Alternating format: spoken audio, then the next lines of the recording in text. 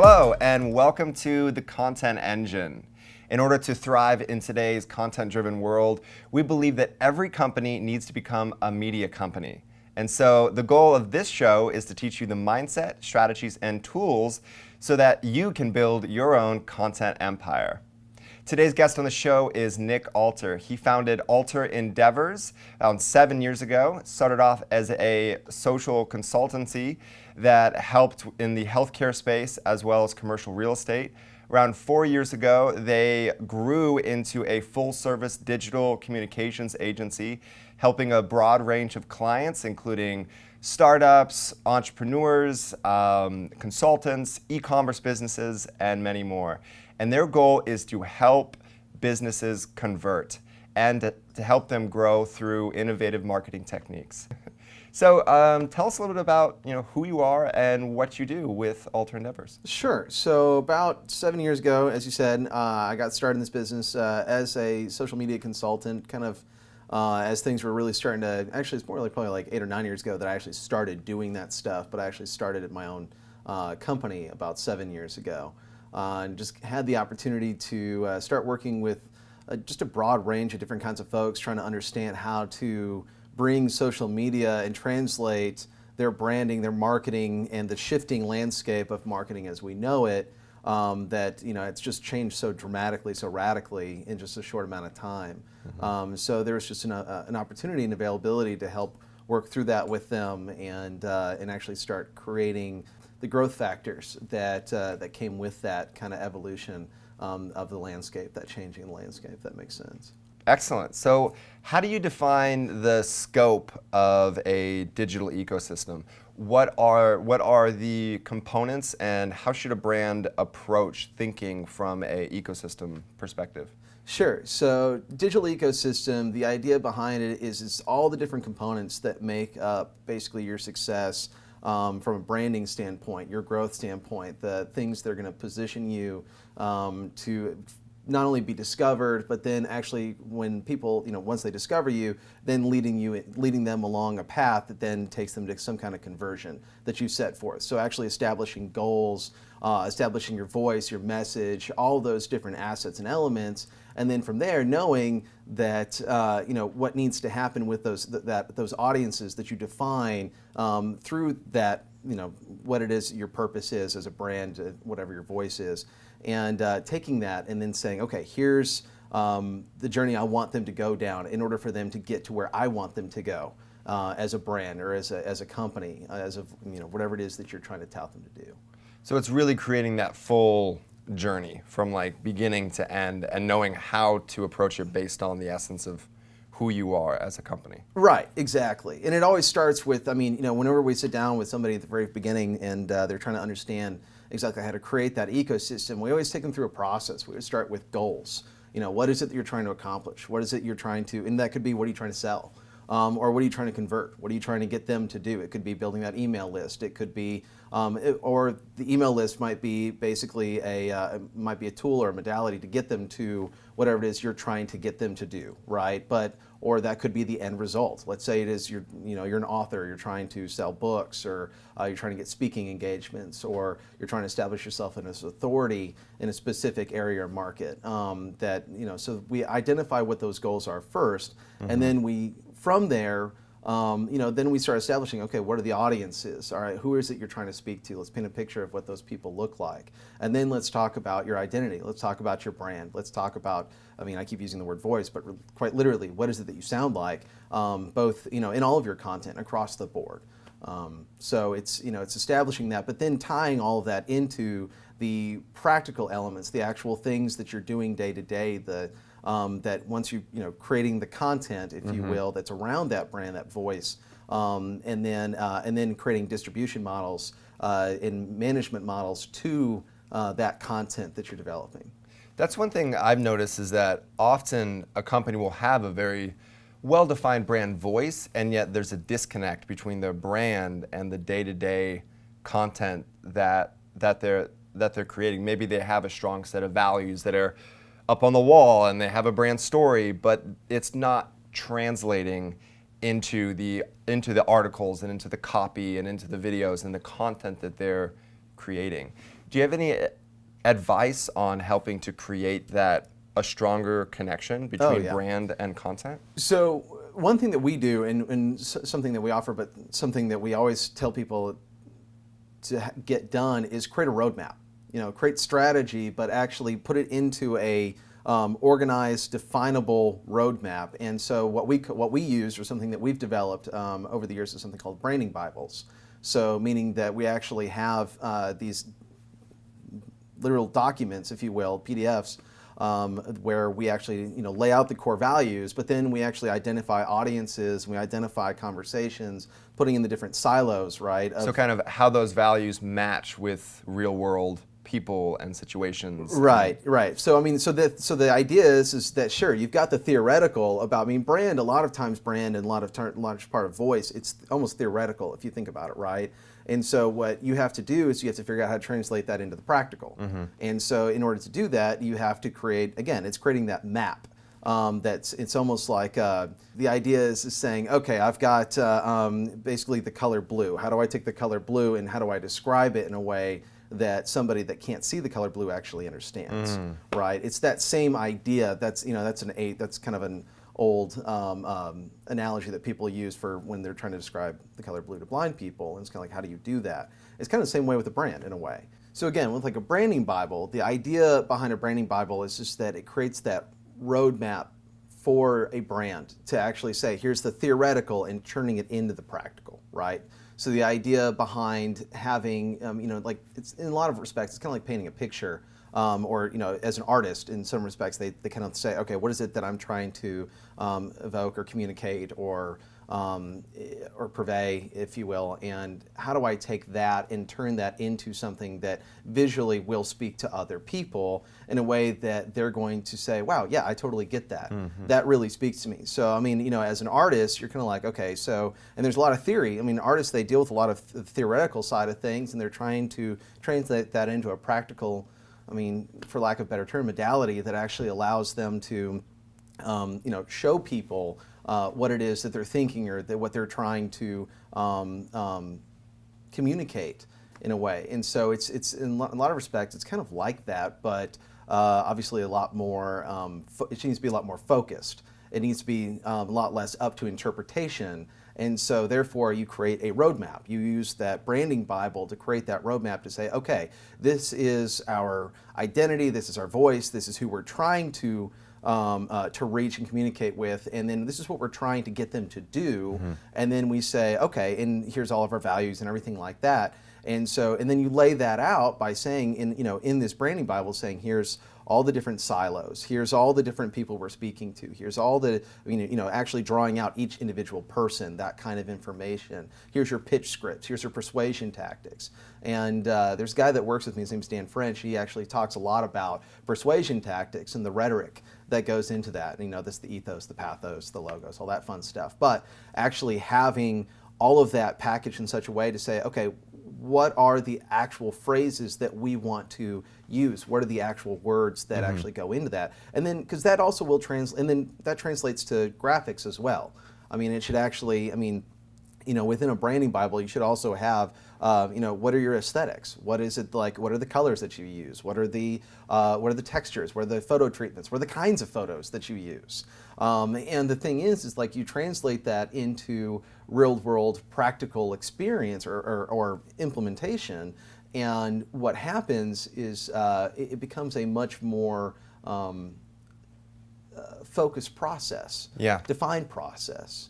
In a way that, and the thing is that, and then everybody in the company, everybody within the brand, when they're doing stuff day to day, and you start training them, because that's part of the job on our side is that, clients, they're constantly trying to just do their job. They're just trying to, they've got to, whether they're a healthcare professional or they're a moving company or you're a dentist, whatever or you're a speaker, you're an author, you're doing all that stuff, your focus is on that stuff. It's not on the marketing side of it. But if you have that Bible in place, and then you also have, you have somebody there that's constantly reminding you to say, hey, these are the kinds of things that we're looking for. We need this kind of information from you day in and day out.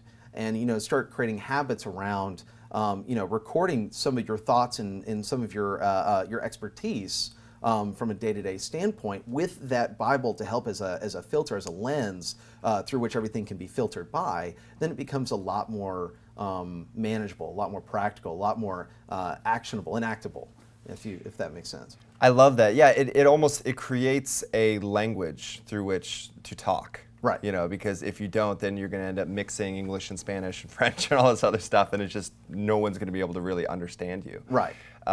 So I know that the starting point for any digital ecosystem is the home base, is the website. Would you agree with that?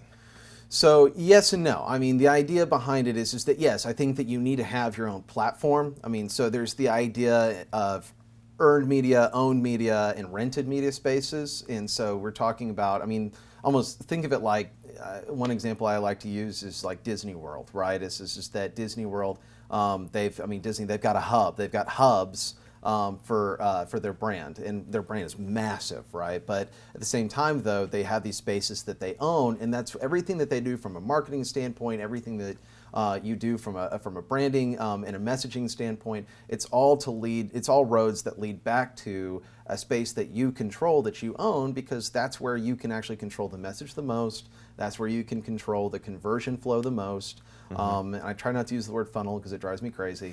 But I mean, that's a common term that people like to think about as the funnel. Is that how do you get them into the funnel and get them to go down? I like to think of it as flow. It's just that we start, they start a journey here, and how do they flow down the river? Where does it, and then where do they wind up? And you can actually dictate how that, the twists and turns and everything from there. So, but when you think about your where you start and the idea is that we talked about the branding Bible, and that's really getting your messaging, getting all that stuff collectively where it needs to be first, and then from there, you need to have a platform from which you can stand and you can control, and nobody can pull it out from underneath you. It's not to say that rented and earned spaces, which I can get into those here in a second if you want, but those are spaces that they're necessary. They're an essential part of the ecosystem. But quite frankly, is just that if you don't have your own platform to stand on, that you can always bring people back to, then you're just living very dangerously. Because you're at the whims of other platforms, other people's businesses, and at any moment they can It's flip other the switch. people's, it's their agendas and not yours. And the thing is that you've got an agenda that you need to build, right? So that's what that is. In terms of the website itself, there's a lot of companies out there, especially smaller companies, that still have the concept of a website as essentially a digital portfolio or a digital brochure, you might say. It's like, we're just going to slap up a site, we're going to have our products and services, a little bit about who we are, contact us. And that's the way websites used to be, but now it really ties into what you were talking about maybe not the funnel, but the flow, and really creating that roadmap. So what do you see as the difference between a website that's actually conversion focused versus one that's just kind of a billboard up on the web? Well, I think that's it's actually that word. It's conversion, right? It's the idea of saying when you start the process of building a site, whether you're trying to do it yourself or you're even going with a company, is that if the first conversation that's happening there isn't around what's the end result, what's the outcome that this site is supposed to produce, and you might say, well, it's supposed to give me leads, or it's supposed to do me, this, that, or the other. Then, I just want people to find me. Okay, fine, sure, let's start there, but let's talk about what are the actual actions we want them to take. And so, we've already talked about establishing that brand guide, that Bible, that knowing who your audiences are, knowing what it is your messaging is, all that stuff is. Sure, need that. We already have that now, having gone through that process. But now, when we're talking about the website itself, and we're thinking about building out this platform, it's what are those actual conversion points, and so we call them calls to action. What are those CTAs? Is short for calls to action, right? And so we take calls to action and we use those as kind of a starting point, a jumping off point, to then decide, okay, what pages do we really need on this website? And so now you build out your sitemap knowing exactly what it is you're trying to accomplish. And then so you've got conversion points and your calls to action, and then you've got your sitemap, and then so now you know what pages of the site they actually need to be. And then from there, you use those two things. Again, I keep using that word lens, but that's really what it is. You use those as a lens to then see how the rest of the site needs to get laid out, needs to be developed, from there, in order to achieve, again, the idea of conversion. Because I mean, discoverability. I mean, there's a lot of different tactics around how to get found, and you definitely want a site that's well built that actually will help you from an SEO standpoint. From an organic standpoint with Google and things like that. But that's just one very, very, not small, but it's one piece of a much larger puzzle, if you will. So thinking about the website as that home base that you're trying to drive people back to, you do talk a lot about the differences and the interplay between earned, rented, and owned media. Earned media being PR, essentially, or like articles and then the owned media space being your site or email list, and rented media being like organic content on social networks. Right. Yeah. So like rented. Yeah, that's exactly right. I mean, rented media is basically. I mean, rented is social media. It's platforms. It's third-party platforms where other people, the audience itself, is going to, and they're interacting. They're doing things there. And then you have the opportunity to set up, stand up on that podium, on that stage, and speak to them. And they might come to you and flock to you and actually listen and pay attention to you. But at any given time, it's not a space that you own or that they own, and the rules of that space can change at any given moment, right? And it's typically, unless you have your own space that you can drive them back to from there, and you have strategies to get that done.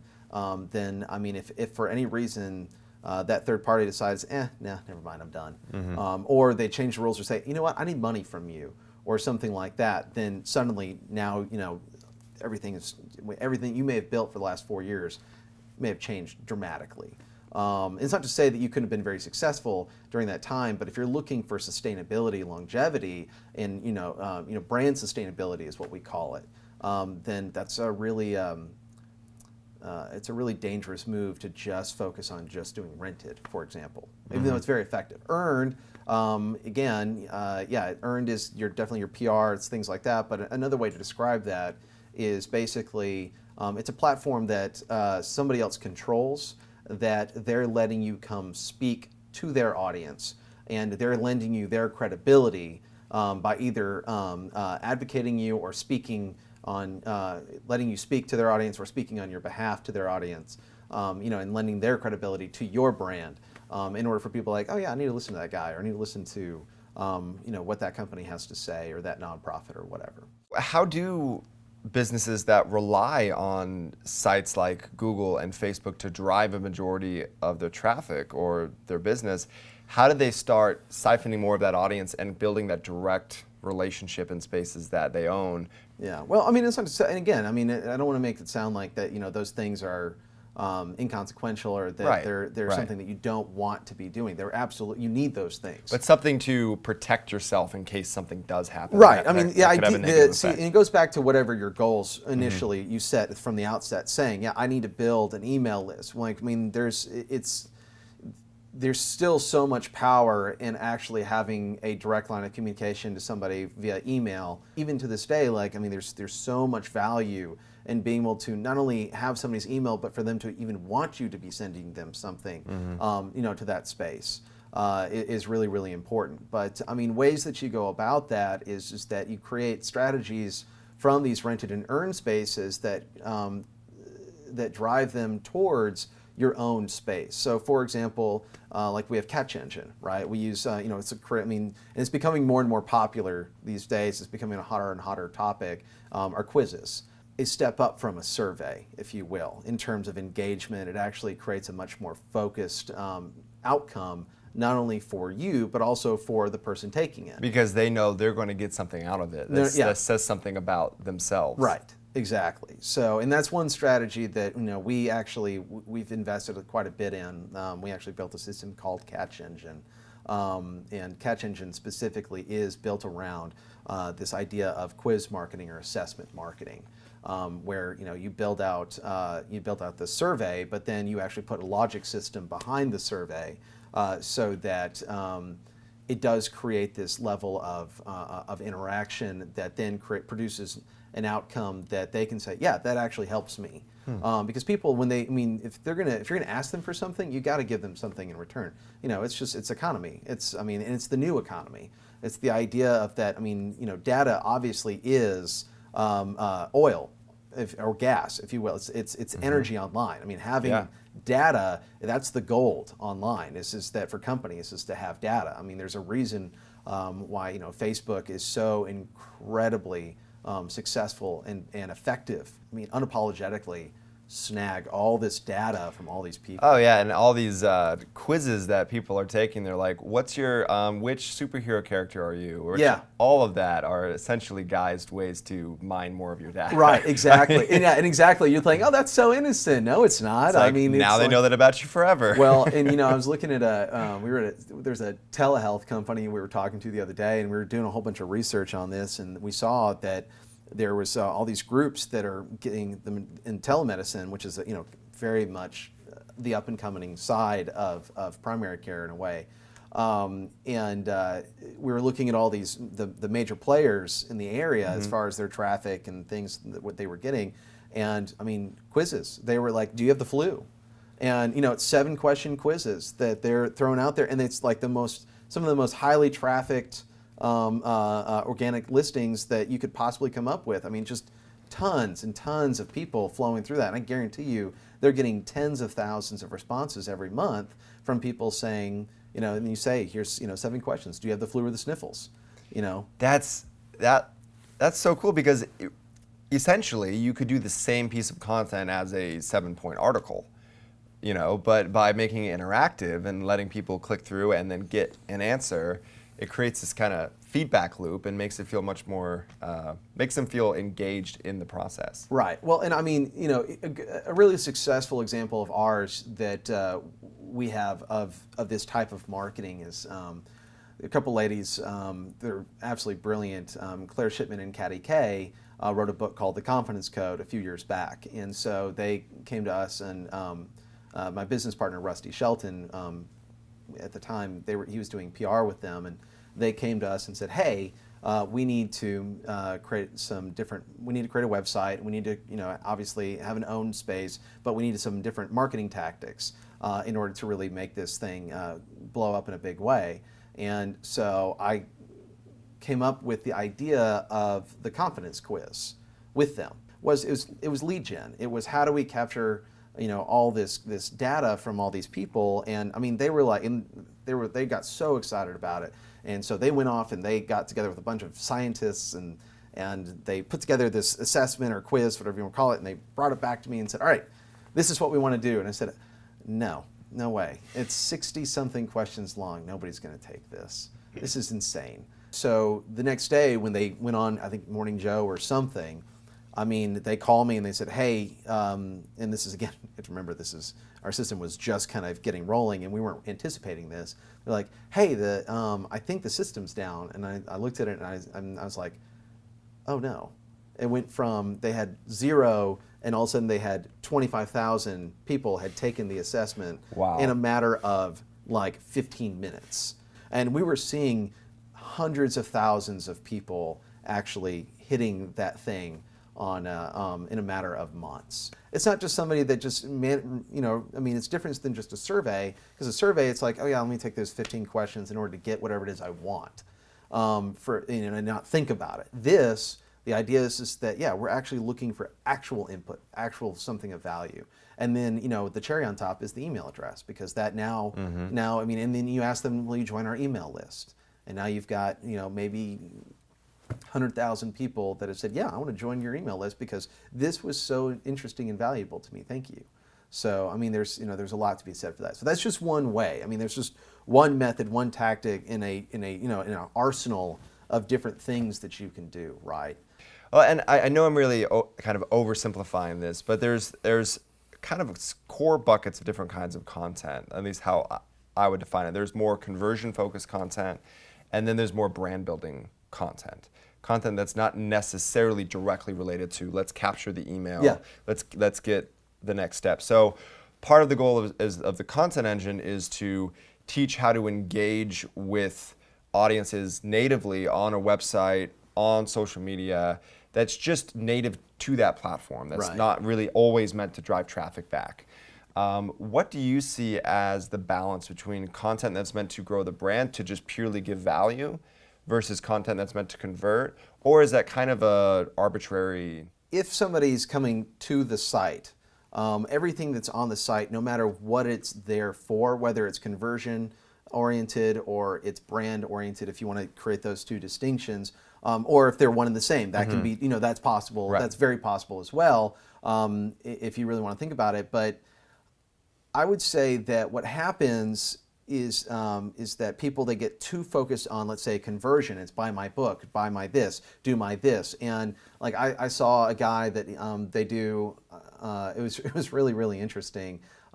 He probably leans way too heavily on trying to use branding content as a way to drive conversion. And so if that, I don't know if that, I mean, to give you the scenario, this guy wrote, he obviously took some kind of class or program about how to create content that creates trust with people.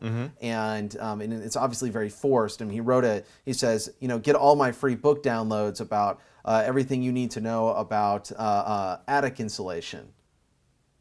Spray in foam for your attic. Yeah. And he wrote a series of short books. And I mean, I commend the guy. I mean, he's a hustler. He's hustling. I mean, he's got all this stuff. He's like, he's trying to create a trust factor. And he's trying, and in that situation, it comes across as almost insincere because he's trying to create this content that in a way it's almost, it almost seems fake because it's like, look how much of an authority I am. Look how much of a brand authority I am. Yeah. But it's the approach, it's the method, it's the model. Instead of being a lot more natural about it, organic about it. I mean, it's storytelling. It's storytelling. It's the nuances of that. So I think that to say like every article, if you have, everybody should have a blog. I mean, if you're actually running a company, if you're running a business, I'm sorry, you are trying, if you own the company, you should have some kind of either blog or outlet like the content engine or something like that to establish and define your authority. And it should be natural authority. It should be something like one of the best, most effective things I ever saw was a guy that did a video on how to build a lateral style fence. And I know this is like this, and believe me, this actually applies to a lot more people than you think. But he wrote a 15-minute video. It wasn't very well put together, but it was enough that I was like, okay, yeah. The guy, a little production value, not a ton, and he obviously did it from his phone. But so I watched it because I really, as I was redoing my fence, I was like, man, I want to see it. Like, is this something that I want to do? Because I'm like, I'm going to do my own fence. Big mistake, guys. Never do your own fence. Call somebody, call Falcon or somebody else. They're much better than you are. And this guy proved it. Like 15 minutes, and obviously they spent a lot more time on this, but in 15 minutes he showed you exactly how to build that fence. And I watched it and I was like, man, that was awesome. Now I know I will never do that. Right. And I will Which call happens I will often call that guy. Yeah. And I will, and the thing is that he wasn't selling at all. No. He didn't do anything to sell. But you present it, and there's a certain percentage of people that are going to do it on their own, but there's a certain percentage that are like, I like you do great work. That guy, that video came out maybe a year or two ago, and he's got over 1 million views on that video. And the thing is just that what that does from as far as content development, that kind of content. And people say, oh, everybody's already come out with all that stuff already. No, they haven't. They've come out with some of that stuff. And they've come out with their version of it. Come out with yours. Right, and even if it's the same content, it's your lens, your personality. Right, exactly. That's going to resonate with a certain niche that's maybe different than the niche that's going to watch this other person. Right, and it goes back to that whole idea of, again, that brand that you've developed, that voice, that guide of, you're right, that lens. So, because I like to just repeat everything you say. That's totally fine. Well, I was kind of repeating what you said. It's a cycle. We just, just keep going back and forth. It's recursive. It's like this gear thing. It just never ending. I feel. If you're a business that's just starting off. You have your basic foundation set up, you have your website, you have maybe a blog occasionally, you're a little active on social. How would you recommend that a company spend a limited budget? And of course, this depends on the type of business you're in, whether it's a tech startup, you're a business consultant. So what kind of steps do you think that they should follow? Sure. Anybody, if you're asking me where you need to spend money initially, spend money on your logo, because you know what? I mean, it actually, it sets the tone for so much else that happens in your brand. If somebody asks me, like, and the thing is logos, they don't make us any money. Like for us, I mean, typically it's a lot of work, it's a lot of back and forth. The people, they want to spend, there's options out there now to spend $5 and $99 on a logo, but that's so incredibly irresponsible from a branding standpoint, because what you're telling everybody is just that this is what my brand's worth. This is what my brand's worth, absolutely. Yeah. I mean, you should expect to pay at, I would say good logo design is probably going to be somewhere between $500 to $3,000. The thing that people always tend to forget is that digital cannot exist without the outside of context. Meaning that then what that means is the real world still applies. What happens offline is very much what dictates what's happening online. Online should be giving what you're doing offline legs. So let's take a moving company, Square Cow. We just finished our engagement with them after 8 years, and I mean, these guys, they're incredible. They're absolutely amazing at what they do. And that is just that they were great at customer service. They were great at moving. They were Johnny on the spot. And the thing was just that they didn't have a budget to begin with. Like when I first started working with them, it was just like, we got to get something up. And this is when I was just first getting started too. And what happened in that scenario is that they were willing to put in the effort to create their voice, their brand. They actually were able to give me, like, I was able to get pictures out of them for social media. I was able to get content out of them. They would stop and give me the time of day for like interviews. And then they themselves were getting out in the community and actually doing boots on the ground, actually going and doing networking events and marketing events and things like that we could, but then they would bring that back to somebody like me and, just to get started and be like, hey, I know that I'm only paying you this much to do distribution of social media, but can you, like, here's all my content, can you package this in a way? And quite frankly, that scales. That's the same as it is as when you're this big to when you're this big. If you can't take the time to do those things and do those things well, then you're wasting your time, no matter what. Like we've worked with groups that they're 20 million plus, and like I can't get them to give us any kind of branded content or material or anything. They're not willing to do videos. They're not like, I don't want to spend money on that, or I don't want to have the time to do that. They're not willing to do, to actually create a blogging scenario where they actually give input or something like that. So to a certain extent, then, a business can't just delegate or abdicate this to either someone externally or internally. It really requires a culture shift. Yeah, it requires everyone in the team to be rallied around that story and that brand. And like you mentioned about Square Cow, that was obviously everyone or multiple people on that team that were immersed in that and were helping you execute on it. And a big thing for them was reviews. Like if you're a service-based company, I'll tell you this right now, seriously, today, stop what you're doing. If you haven't gotten the Yelp reviews, the Google reviews, the Facebook reviews, that kind of stuff, if you haven't actually taken the time to get those and like get testimonials, get video testimonials, getting people's feedback about your business, your company, then you are way behind the curve of where you need to be. And that's, you don't have to pay anything to do that. Yeah, it's not really that hard. Yeah, we sent out just a template email with just a little personalization to clients we've had. We weren't like, we just said, hey, if you're interested, here's our platforms, and within like a week we got like 25 reviews back. Right. Like it was like it took like a couple hours of our time. And right. Yeah. Well, and if you need to, and like, there's a lot of people that are scared about that, and it's kind of like, because they're like, well, I don't know what people think. I mean, and I'm kind of like, well, actually, Well, you should probably know. you should figure that out first. Yeah, And, that needs to be part of your system. well, and that was actually the original use of Catch Engine was is that, you know, create a survey that said, how do we do? And I mean, you can even just do like the, you know, the frowny face and the smiley face if you really wanted to, the net promoter thing. I mean, the idea is just, I mean, find out how people feel about you. And I mean, if you're afraid to find out, then you know what? I mean, quite frankly, it doesn't matter how much money and how much you know, time and effort you put into what you're doing online. If you stink at what you do at a core level, if you're not organized at a core level, if that stuff doesn't like pervade, doesn't make sense, or I mean, you got clients that are like, yeah, whatever.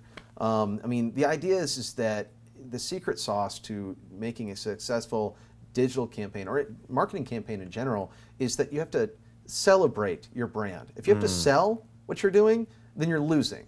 If you have to sell it, you've got a problem. You have to be able to celebrate what you're doing. Think about everybody that's super duper successful online, everybody that's successful offline, every brand that's doing really, really well and that people love and that they've been around a long time. That brand sustainability, typically, I mean, Coca-Cola is a great example. It's sugar water. How in the world are they selling sugar water into a multi-billion-dollar organization? And I mean, a large part of it is built around that they figured out a long time ago is that they celebrate what they do. Yeah, and because they celebrate it, they also invite their audience, their fans, to celebrate with them. You want to create mission-based content too. Like, where does that product or service fit into the life of your customer? Right. And how can you storytell to them? Because the problem you're solving, like your product might be 5% of that full problem or challenge that they have in their life. So how can you help them through content, through storytelling with the other 90%? Right. And it's going to make them more likely to buy. Well, and again, product. Like I mean, the secret behind something like with like again a moving company is that it's not just about. I mean, moving is stressful, but it's not just about the move. It's about you know, it's about fitting into the new community that you're going to. What do you do with your kids in school? It's things like that, and you know, creating an opportunity or creating. And so, how do you create a brand around a moving company? Well, it's you know, it's talking about all the different challenges that go around with just not just about the move itself or just about our great rates or that we're bonded and insured. But you know, it's actually talking about all the different mountains that you're going to go across, you know, during that process, which happens to be a little bit more stressful than dying, apparently. Really? To polls. I don't really understand that. Moving, speaking on stage, and death. Divorce and death. Divorce and then death. I think it actually beats divorce, and I think it even beats death. So yeah. So I mean, so it's that kind of that kind of stuff that's going to, you know, when I sit down, I mean, we're a digital communications company, but typically when I'm sitting down as the, you know, as the owner of this company, and I've got a lot of, you know, I've got people that work for me and they're each very good at what they do, but when I sit down with somebody, it's typically to talk about what's going on with your business. Let's talk about, like, you're trying to grow, you're trying to build. I mean, I actually it turns into almost like a therapy session for, I mean, other business owners, because they're like, I mean, if you're B2B and you're dealing with other B2B, I mean, one thing that's going on there is that be real with people and say, I really want to know how you're doing, because I know how lonely it is to be, you know, a business owner, to be somebody that's, you know, somebody that's actually like going into the grind day in and day out, and it's thankless. Every day is thankless because you're like, because the only, you know, validation you get is that somebody pays you and they're not yelling at you. Right. It's not the same as having a physical product, selling it direct to consumers sometime, and you can see that tangible result. It's not quite the same in B2B. I definitely empathize with that. So yeah, and so the idea is that when I'm sitting down with you, I'm saying, hey man, how was this week? How was you know? And then you say, I was having a real challenge with this, and blah blah blah blah. And rather than glossing over that, it's saying, well, let's talk about that. You want to hash that out a little bit and let me hear a little bit about what's going on from a sales standpoint.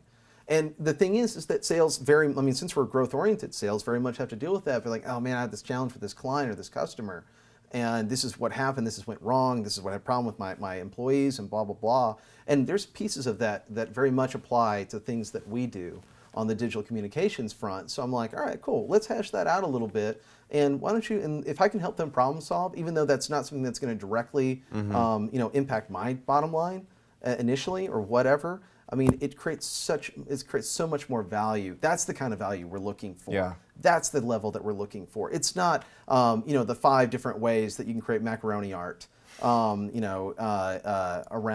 your business model or something like that. Sorry, I just actually crossed a couple different metaphors there, but you get the idea. Yeah. All right. So, I mean, that's the long and the short of it. All right. Well, where can people learn more about you and Alter Endeavors online? Typically, we don't want to be seen. No, we're actually, there's alterendeavors.com. There's our social media presence.